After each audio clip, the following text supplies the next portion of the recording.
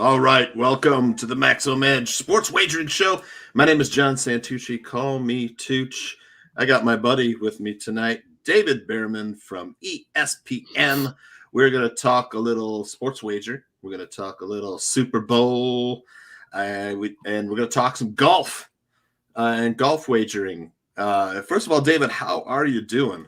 Doing good, doing good. Sorry about last week. Went on the show last week, but needed a No worries. much deserved off week. Laid low a little bit, getting into the holiday weekend. Took the kids out. Got to go to the city, New York City, a little ice skating down there at Rockefeller Center. Right, I followed your Yep. stories on Twitter. It's So great. after The man in the hat. yeah, the man in the hat. That's my son. Brilliant. They loved Manhattan. They thought it was something they hadn't. I mean, they were there before, but they were too young to remember it pre-COVID. Sure. But good. It's just still needing some time to relax and lay low a little bit after a grind of a football season. So, but here we are. Yeah, it's finally fall. over. Yeah, basketball's going to resume. Yep. March Madness is around the corner, and today it was 65 degrees outside, and tomorrow it's going to snow. So go figure. Nice. Yes, Sunday here was 68 and no jacket. It was beautiful. Today 0 degrees in Des Moines. So a little bit of a change. But let's talk a little bit of Super Bowl. I know last time you were on the show, we talked about there would be an estimated 30 million people wagering on Sunday. How did we do? Did we hit that number? I figured we probably went over. I mean, all the precincts haven't reported yet. Like, we're still waiting on New York's numbers, but I can tell you Nevada set records. Obviously, it starts there in Las Vegas. They took in the $179 million on the Super Bowl, profiting $15.5 million. New Jersey went over $1 billion. So there were records set in Jersey and Vegas. Expecting the same out of New York, although obviously New York had only been live for about a month to 6 weeks. But yeah, I mean, they were expecting $30 million, and it's going to exceed that for sure. Amazing. And it was 30 million Americans were going to wager $7 billion were the numbers. Wow. And I'm pretty sure they hit that. So. Wow. I never thought I'd see the day, but boy, with all of the popularity, all the states now that are added to being allowed to legal sports gamble. Let's talk a little bit about the game. Mm-hmm. The Bengals, their storybook season came to an end. It was a close game, and it was the number for the game was spot on. Mm-hmm. Bengals plus 4.5 won. If you had the Rams money line, you won. It worked out kind of that way. Odell Beckham went down with an injury fairly early in the game. Might have been a higher scoring game. Might have been a Rams blowout had he continued, because he sure was having a good game. And then they got down to the offense stalling a little bit for the Rams, and Bengals were able to get back into it. Your thoughts on the game? Pretty good game. Yeah, it was a good game, and it went a little bit about how I thought it would go. It's the way both teams have done their seasons. The Bengals tend to get down early and then rally late and have a lead, and this time they did and didn't hold it. And quite frankly, either team could have won the Super Bowl. You're right about it being spot on. As far as the books are concerned, it was the best case scenario for most of them. In terms of the Rams not covering, the Rams were a public team, LA team. A lot of money was behind the Rams.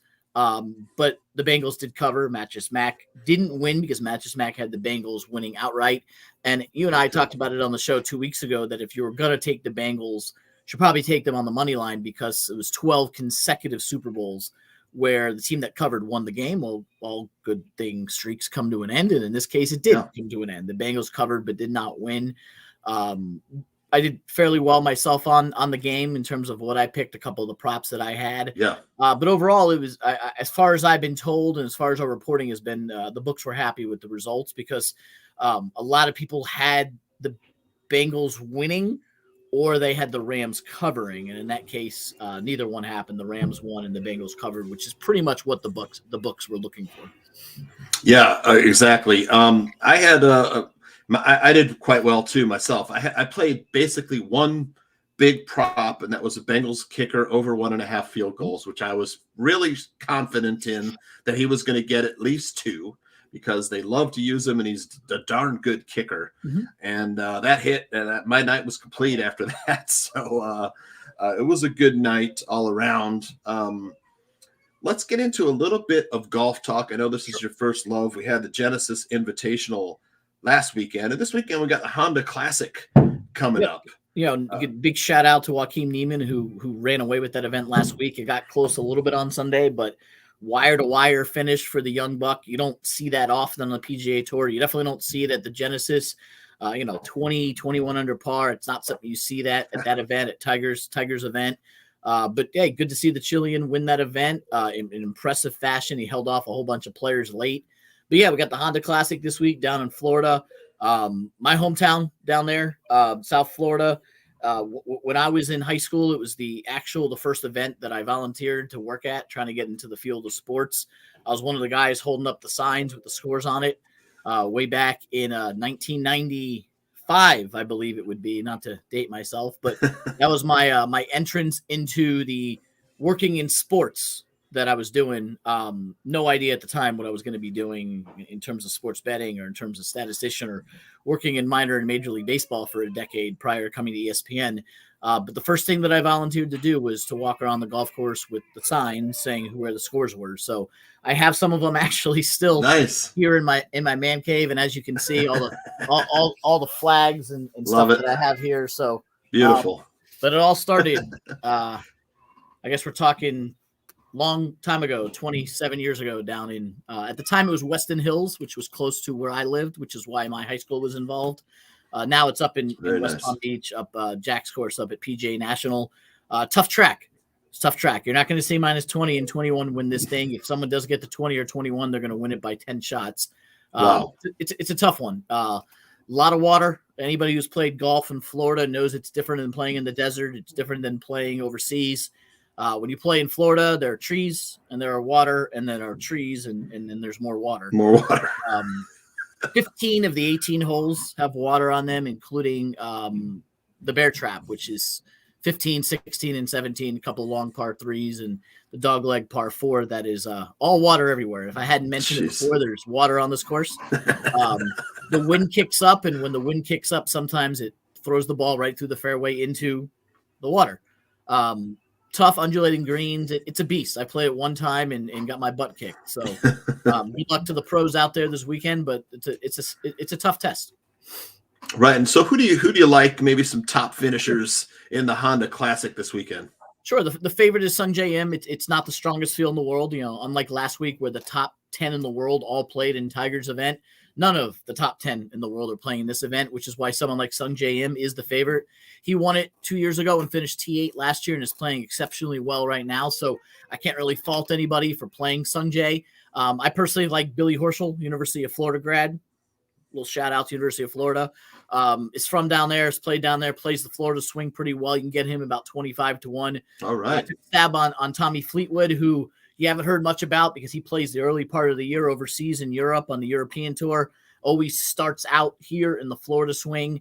In his last 10 events in the state of Florida, he's finished in the top 10 5 times.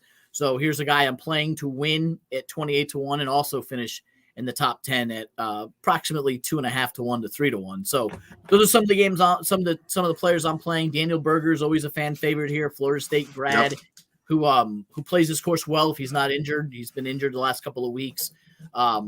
I like Keith Mitchell is another one that I'm eyeing, and I'll put the finishing touches on my DFS stuff as soon as we're done here.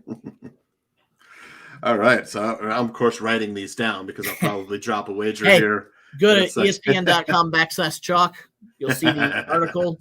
I wrote my picks in there and all my analysis. If you go to ESPN Chalk, it's right there. Yes, it's behind the paywall, but you'll get to read a whole bunch of good stuff. Hey, last week at Riviera Genesis, 3 top 10s in the top 20. I hit them. Very nice. I had Rory. I had Max Homa, who's a 5-1 shot, finished in the top 10. I had who else did I had to finish? Colin Morikawa finished T2. I had him as well, and I had a top 20 on Adam Scott, who finished 4th. So wish I had a top 10 instead of a top 20, but hey, we'll cash what we cash. So it was a good week. It was a very good week. Very nice. You heard it here. You got Fleetwood, Sungjae Im, Billy Horschel, and let's see, Tommy Fleetwood, Sungjae Im, Billy Horschel, and goodness gracious, I forgot Keith Mitchell. Keith Mitchell. Goodness gracious! You heard And this. I'll also be playing in matchups. I'll be playing Daniel Berger. I'll be playing Mito Pereira, and a couple other guys that I like out there that I'll be playing in top 10s and top 20s. Very nice. Yeah, this for listeners of the show, this is why we have guests like David. Where you get all this great knowledge, you get the great tips. It's like getting a free play for your wagers. Just don't blame me when it's wrong. Well, if last week is any indication, I think we'll be fine. It was a good one. It was. David, can you come back again? Hopefully next week we'll pick up some. We'll recap a little Honda Classic and talk a few others. Yeah, well, next week I think we have Bay Hill, which is Arnie's event up in Orlando, and one of my favorite courses as well. So yeah, I'd be happy to. Very nice. All right, David. Thanks again. Thank you for joining Maximum Edge Sports Wagering Show. We will see you next time.